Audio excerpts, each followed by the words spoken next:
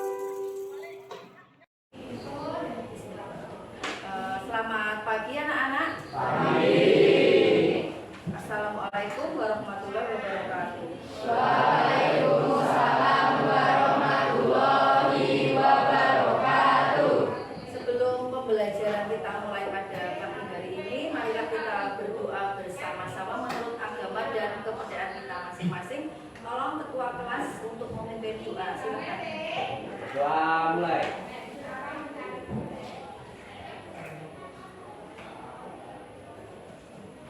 Cukup. Terima kasih. Alhamdulillah kita bersyukur pada pagi hari ini kita bisa dipertemukan kembali pada mata pelajaran PPKN. Sebelum dimulai pembelajaran, Guru akan mengabsen kalian yang mungkin ada yang tidak hadir, sedang sakit ataukah semua ya. Yang pertama Albertus Rizky, Albertus Dwi Kristanto, Albertus Chandra, Arya Rizky, Clarissa, Dika, Elsa Rahmadia, Febian, Fikri, Fitria Jati, Fitria Oktaviani, Galung Ajeng, Gregorius Adi Pambudi, Hamdan Al-Kafi, Henin, Kalim Wahyu Anggoro, Lanjar Maulana, Marcelino Eka, Margareta, Muhammad Fahmi, Muhammad Rizal, Nadia Lutfi, Nadia Putri, Nasrullah, Pratika, Reno, Ringga, Satria Windu, Siti Nur Aisyah, Umu Aisyah, Yohanes Seto. Baik, terima kasih bagi semua, berarti sehat semua. Alhamdulillah. Sebelumnya tadi sudah dikondisikan, kelasnya sudah disapu dan dibersihkan ya. Untuk bajunya sudah dimasukkan semua. Kalau ada yang belum dimasukkan, dimasukkan. Sudah rapi semuanya. Baik. Sebelum kita masuk di materi yang akan kita bahas, sebelumnya kalian masih ingat materi sebelumnya yaitu tentang apa? Materi sebelumnya makna alinea pembukaan Undang-Undang Dasar 1945. Ada berapa alinea? Untuk yang alinea pertama, ada yang bisa membacakan alinea pertama? Tolong angkat tangannya yang tinggi ya. Siapa ya? Oh iya, baik.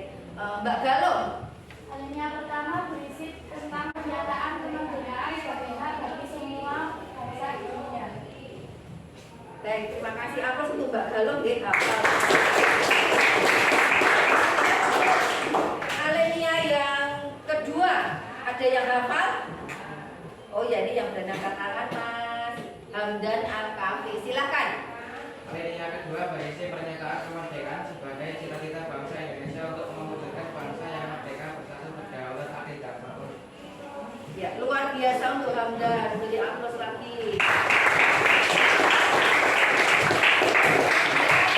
Alinea yang ketiga. Siapa ya? Oh ya, yang duluan aja. Siapa ini ya? Chelsea. Alinea ketiga pernyataan bahwa kemerdekaan yang diperoleh merupakan kalimat Tuhan yang Maha Esa. Ya, luar biasa juga untuk Chelsea. Beri aplaus juga untuk alinea yang keempat. Siapa ini yang hafal? Oh iya, Mas Adi, silakan. Alinea keempat berisi tentang pernyataan pemerintah negara Indonesia untuk mencapai tujuan negara berdasarkan asas politik kedaulatan rakyat dengan bentuk negara Republik Indonesia dan dasar negara Pancasila. Terima kasih. Beri aplaus juga untuk Mas Adi.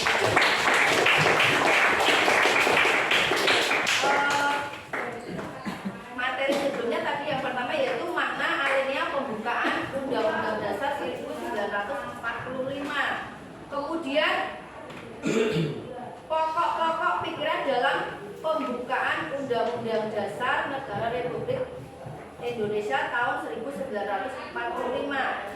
Pokok-pokok pikirannya itu apa saja? Pokok pikiran kesatuan, pokok pikiran keadilan sosial, pokok pikiran kedaulatan rakyat, pokok pikiran ketuhanan.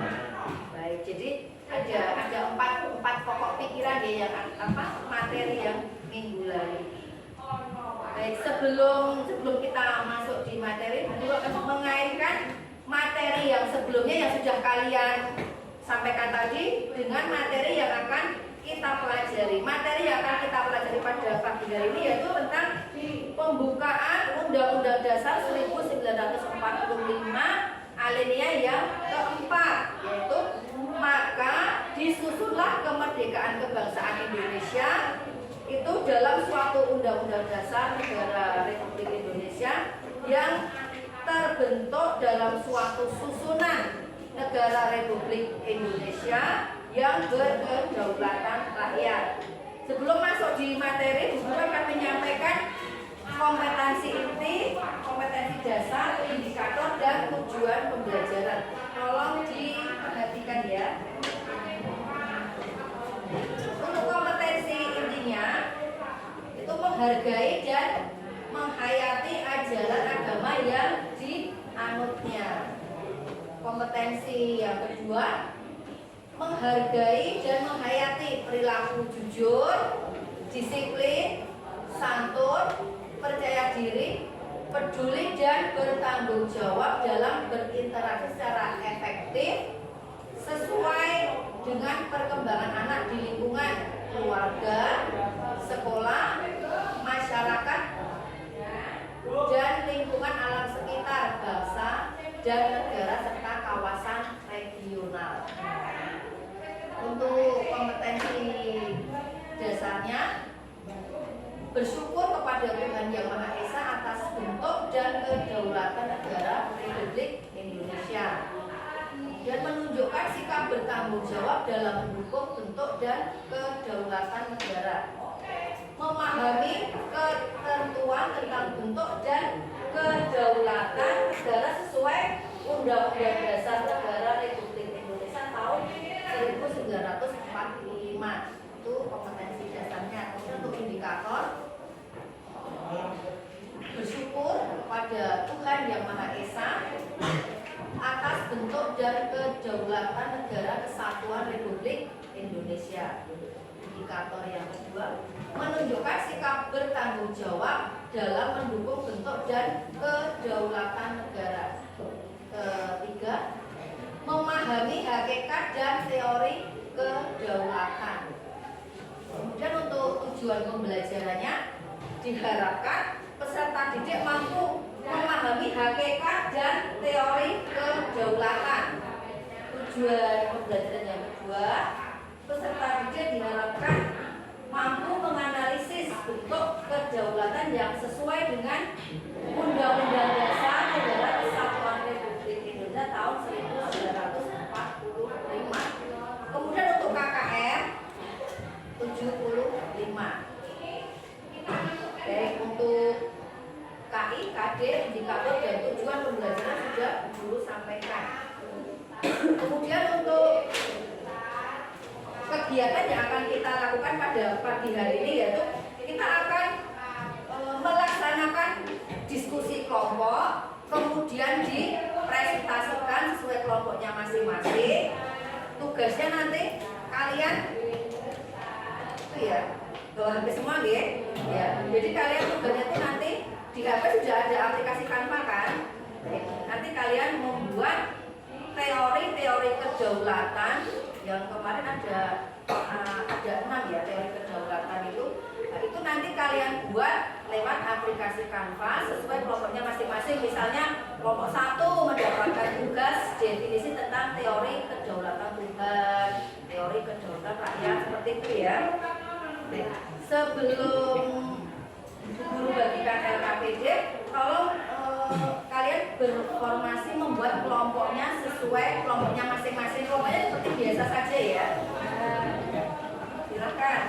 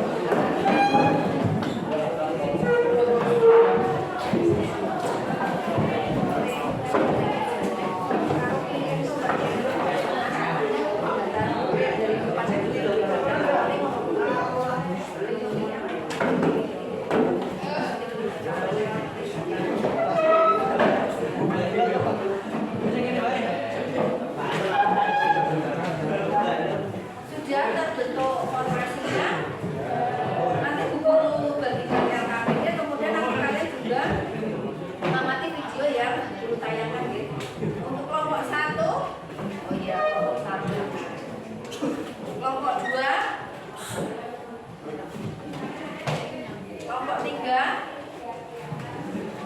4, 4.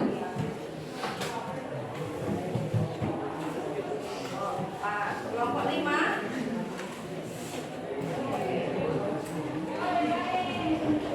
kelompok 6.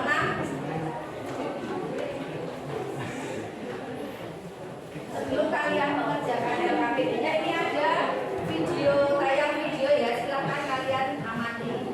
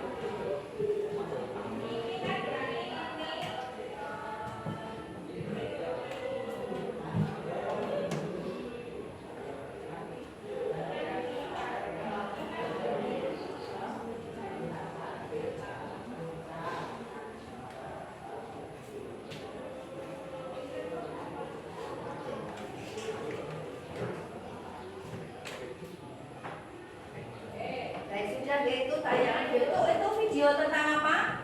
Pemilu. Pemilu itu apa?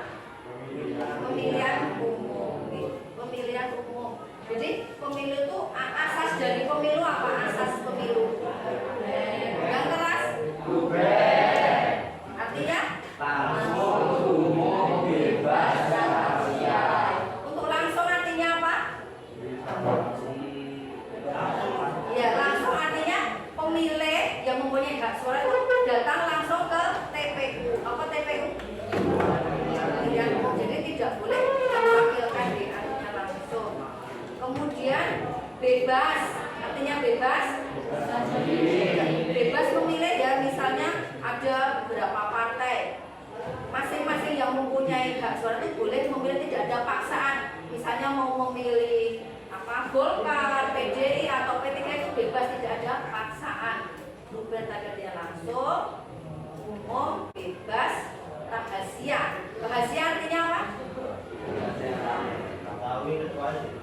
Ya, rahasia itu artinya apa yang telah kita pilih itu yang tahu hanya kita sendiri, orang lain tidak tahu. Jadi terjamin ke raja, dikumpulkan lewat grup ya, cek ya. Nanti kalau sudah langsung kita presentasikan. Tadi sudah kalian cek untuk jawaban yang sudah kalian buat itu sudah sesuai dengan yang di buku paket. Coba dicek sebelum dikumpulkan, dicek dulu sudah benar sesuai dengan buku paket belum, atau misalnya cari lewat internet sudah sesuai belum. Teori-teori kedaulatan yang sudah kalian kerjakan, misalnya teori kedaulatan Tuhan apa, teori kedaulatan rakyat apa.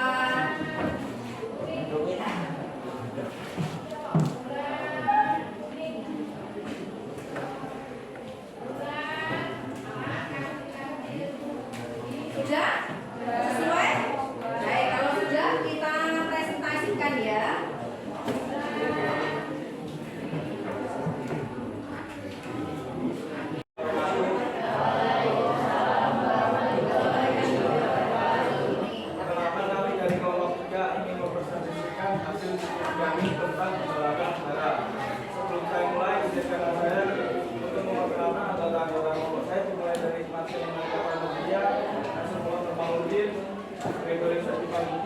Dan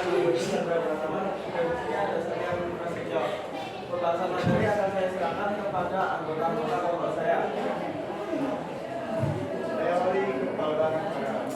Teori Business Body. Kedaulatan dalam internal. Jadi kekuasaan dalam suatu negara terkait hal ini, pemerintah juga mengatur segala kepentingan rakyat melalui berbagai lembaga negara dan perangkat lainnya tanpa campur tangan negara lain.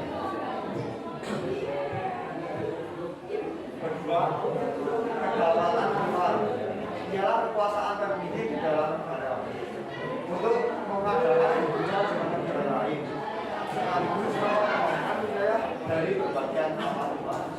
Dalam hal ini, negara diperbolehkan mengadakan hubungan dan kerjasama dengan negara lain untuk kepentingan nasional. Pendapat Hegel, menurut Hegel negara memiliki kekuatan yang absolut yang diciptakan oleh Tuhan untuk didirikan oleh Tuhan melalui wajibnya kepada manusia. Sifat absolut, sifat kolektif atau kelompok dan mampu menjalankan hubungan secara kolektif. Menurut teori kedaulatan dan kekuasaan tertinggi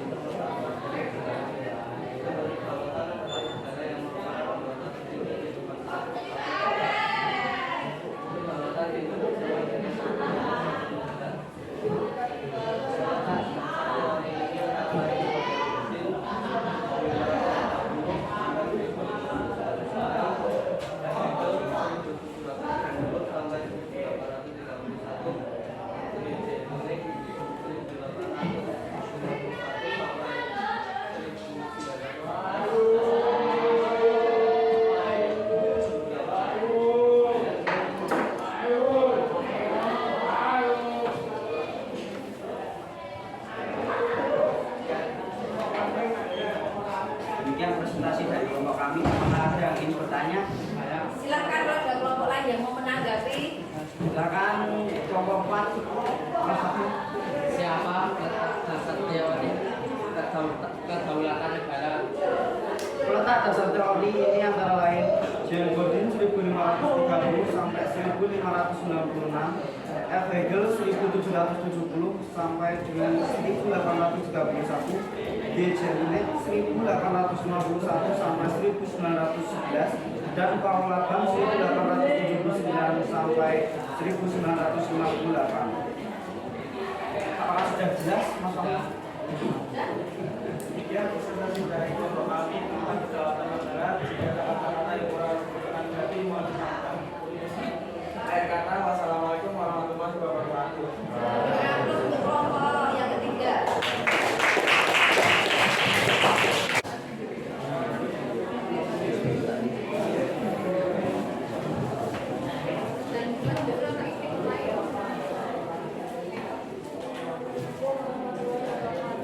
Waalaikumsalam warahmatullahi wabarakatuh.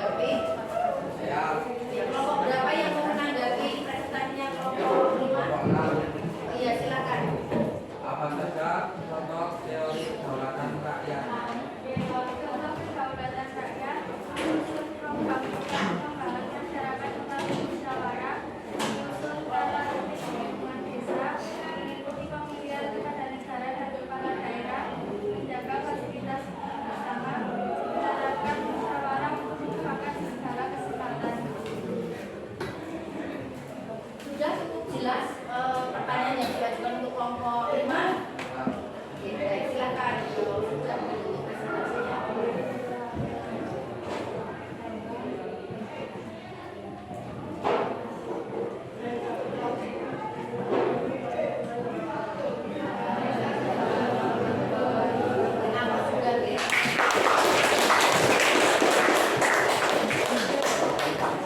Berikutnya yang presentasi kelompok terakhir di kelompok 6, silakan.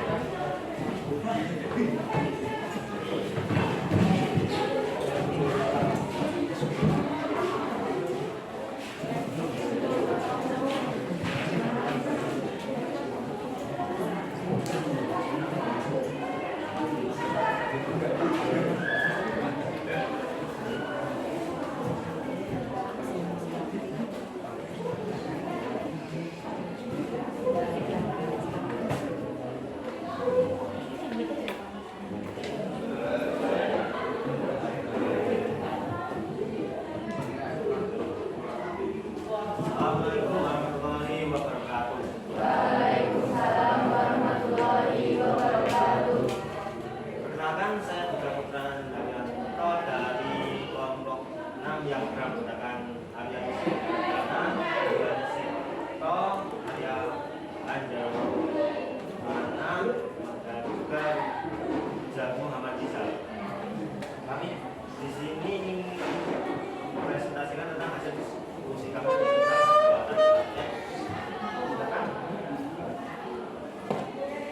Ada beberapa macam kedaulatan, yaitu kedaulatan Tuhan dan kedaulatan raja, kedaulatan negara, kedaulatan hukum, kedaulatan rakyat.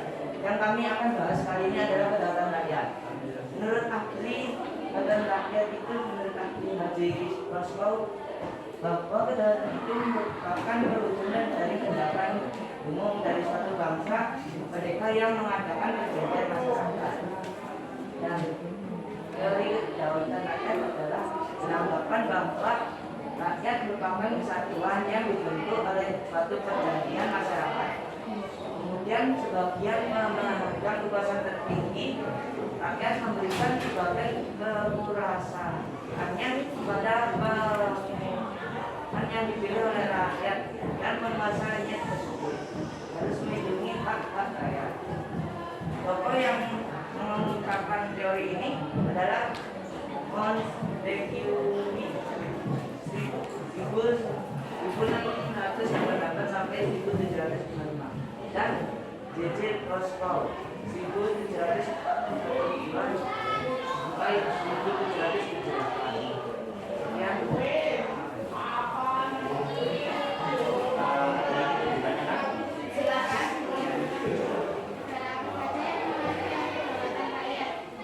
Negara yang menganut teori kedaulatan rakyat adalah Indonesia, Amerika Serikat, Prancis, dan negara lainnya.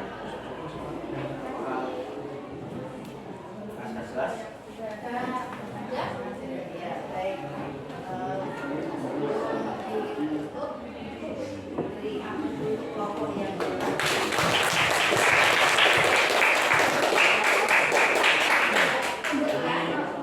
Yang presentasi dari kelompok 6 jelas antara mohon maaf apabila Assalamualaikum warahmatullahi wabarakatuh.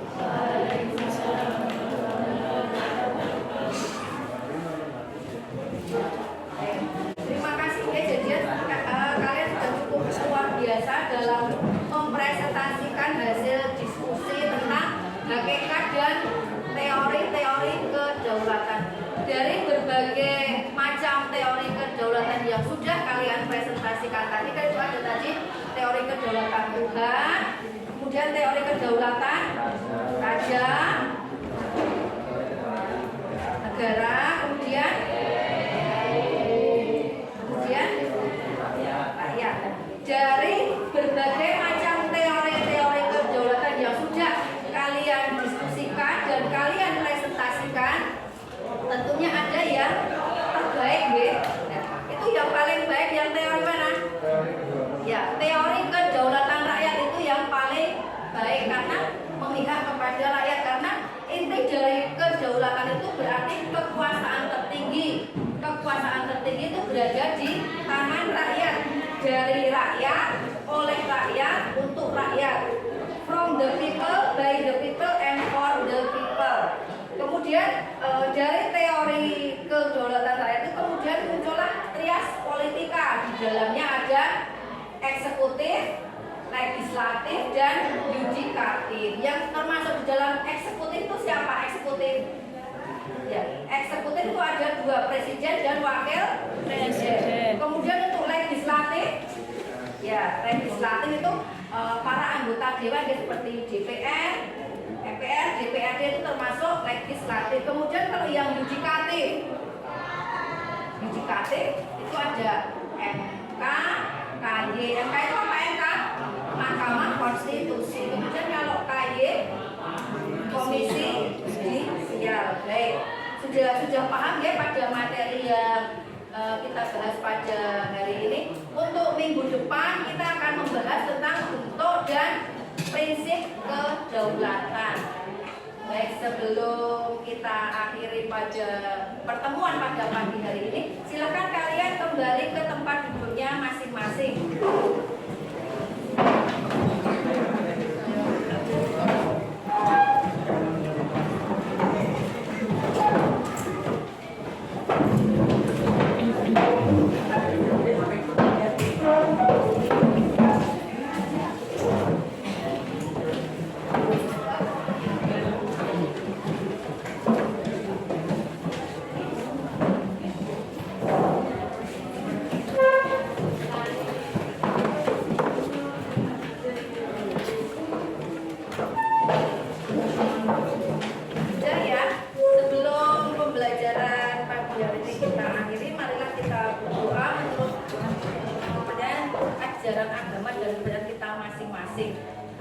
Beliau pimpin ya, berdoa dipersilakan.